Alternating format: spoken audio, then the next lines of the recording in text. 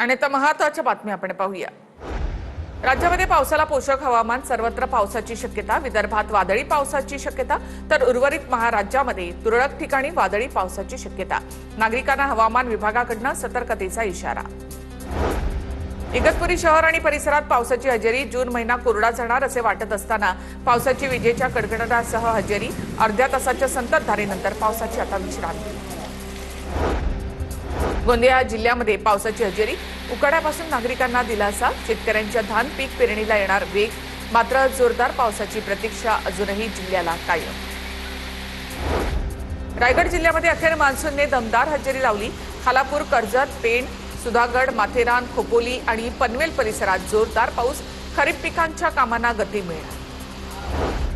अकोल्यामधील पातूर तालुक्यामध्ये पावसाची जोरदार हजेरी, पावसामुळे आलेगावातील अनेक रस्त्यांवर पाणी साचलं, दमदार पावसामुळे नागरिकांना मोठा दिलासा। राहता शिर्डीमध्ये पावसाच्या हलक्या सरी तर कोपरगावमध्ये जोरदार पाऊस, कोपरगाव शहरामध्ये मुसळधार पावसाची हजेरी, रस्ते जलमय झाल्यामुळे वाहतुकीवर त्याचा परिणाम, उकाड्यानं हैराण नागरिकांना काहीसा दिलासा।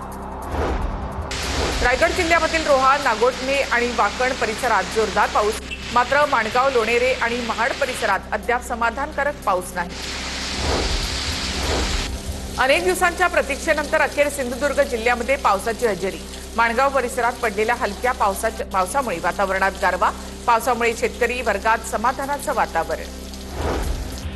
रत्नागिरीमधील लांजा परिसरामध्ये पावसाची जोरदार एंट्री, रात्रीपासूनच जिल्ह्यातील विविध भागांमध्ये पावसाची रिमझिम, पेरणी केलेल्या शेतकऱ्यांमध्ये समाधान।